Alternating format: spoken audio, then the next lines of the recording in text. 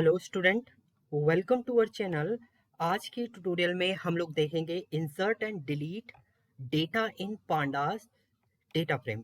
Pandas के data frame में आप कोई डेटा इंसर्ट करना चाह रहे हैं, पर्टिकुलर इंडेक्स पे आपको इंसर्ट करना है या आपको कुछ वैल्यू को डुप्लीकेट करना है, तो उसके लिए आप यूज करेंगे इंसर्ट ऑपरेशन। एंड इसी टाइप से आपको कोई कॉलम डिलीट करना है या पूरा डेटा फ्रेम डिलीट करना है, तो उसके लिए आप डिलीट ऑपरेशन यहाँ पर परफॉर्म करेंगे। तो ये दोनों चीजें हम लोग यहाँ पर देखने वाले हैं, तो चलिए परफॉर्म करते हैं। तो सबसे पहले इंपोर्ट करना है आपको, इंपोर्ट पांडास एज पीडी। इंपोर्ट कर लिया है आपने, एक वेरिएबल हम लोग क्रिएट कर लेते हैं। इसके अंदर हम लोग पीडी डॉट डेटा फ्रेम हम लोग क्रिएट कर लेते हैं। डेटा फ्रेम को हम लोग एज अ डिक्शनरी के थ्रू क्रिएट करेंगे। सो एक वेरिएबल हम लोग की वैल्यू ले ली है ए, एंड इसके अंदर हम लोग वैल्यू रिटर्न कर रहे हैं 1, 2, 3 एंड 4। देन सिमिलरली हमने दूसरा कॉलम क्रिएट किया है यहाँ पर, या हम लोग बोल सकते हैं की क्रिएट की, एंड इसके अंदर भी वैल्यू हमने स्टोर कर दी है 6 एंड 7। ये आपका यहाँ पर डेटा फ्रेम हम लोग क्रिएट कर चुके हैं। अगर आप इसे प्रिंट करते हैं, प्रिंट ऑफ वैर, तो ये आपका एक डेटा फ्रेम यहाँ पर क्या हो जाएगा, क्रिएट हो जाएगा। यहाँ पर भी वैर इक्वल टू आपको देना है। सेव करेंगे आप, इसे रन करेंगे तो देखिए यहाँ पर एक डेटा फ्रेम आपका यहाँ पर क्या हो चुका है, क्रिएट हो चुका है। अब सबसे पहले हमें क्या करना है, इंडेक्स वैल्यू है आपकी 0, 1, 2 एंड 3। अब मान लीजिए आपको एक पर्टिकुलर इंडेक्स पे कोई वैल्यू इंसर्ट करनी है, तो आप क्या करेंगे यहाँ पर, तो आपको कॉलम का नेम देना है।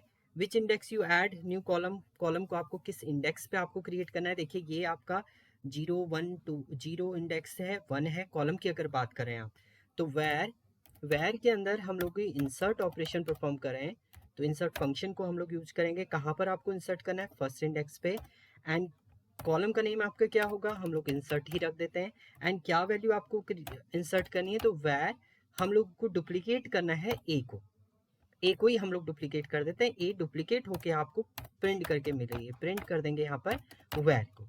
प्रिंट करेंगे आप, देखिए सेव करेंगे एंड रन करते हैं आप, तो देखिए यहाँ पर ये 0 है, ये 1 इंडेक्स पे। देखिए 1 इंडेक्स पे आपने क्या किया, इंसर्ट एक नया कॉलम का नेम दिया, एंड कौन सी वैल्यू डुप्लीकेट हो रही है आपकी, ए की वैल्यू आपने डुप्लीकेट कर दी है।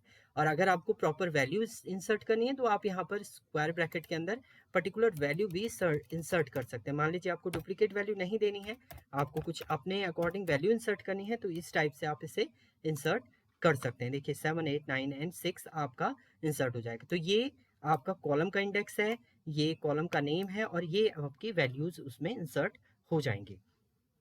सिमिलरली आपको क्या करना है, इसके बाद आपको क्या करना है, एक कुछ ही वैल्यू इंसर्ट करनी है। सारी वैल्यू आपको इंसर्ट नहीं करनी है, कुछ ही वैल्यू आपको इंसर्ट करनी है। तो हम लोगों ने क्या किया, एक वेरिएबल क्रिएट किया वैर। हम लोग एक वेरिएबल क्रिएट करें यहाँ पर एज अ पाइथन। देखिए इंसर्ट आप इस टाइप से भी कर सकते हैं, इक्वल टू आपने क्या किया, वैर ऑफ वेरिएबल हम लोग ले लेते हैं एज अ ए, कॉलम का नेम ए है, और कितनी वैल्यू मुझे चाहिए इसमें, इसमें मुझे चाहिए लेस देन 3। लेस देन 3 तक की वैल्यू आपकी क्या हो जाए, स्टोर हो जाए आपकी नेक्स्ट कॉलम में, पाइथन में। सो प्रिंट करेंगे आप यहाँ पर वैर को हम लोग प्रिंट कर देते हैं, सेव करेंगे आप इसे एंड रन करते हैं, तो देखिए पाइथन के अंदर 1, 2, 3 यहाँ तक तो प्रॉपर हुई। एंड जैसे ही आपका लेस देन 3 हुआ, उसमें आपकी वैल्यू क्या हो गई, NaN आ गई है, यानी पर्टिकुलर इंडेक्स तक ही आपकी वैल्यू ये स्टोर करेगा। लिमिटेड वैल्यू आपको स्टोर करनी है उस कॉलम की, तो आपकी लिमिटेड वैल्यू क्या हो जाएंगी, यहाँ पर स्टोर हो जाएंगी। तो इस टाइप से आप इंसर्ट कर सकते हैं वैल्यू। तो इंसर्ट फंक्शन भी है आपका, एंड इंसर्ट आप यहाँ पर एक नया कॉलम, एक कॉलम का नेम देके उसको आप इंसर्ट भी कर सकते हैं। तो इस टाइप से आप क्या कर सकते हैं, वैल्यू को इंसर्ट कर सकते हैं। अब हम लोग डिलीट की बात करते हैं। मान लीजिए आपको कोई एलिमेंट यहाँ से डिलीट करना है, तो आप क्या करेंगे, यहाँ पर एक वेरिएबल हम लोग ले लेते हैं var1 इक्वल टू, आपने क्या किया, var डॉट पॉप ऑपरेशन हम लोग क्रिएट करें, और पॉप में हम लोग पॉप कर रहे हैं आपका। देखिए जो लास्ट में मैंने पाइथन को ऐड किया था, पाइथन को ही मुझे रिमूव करना है।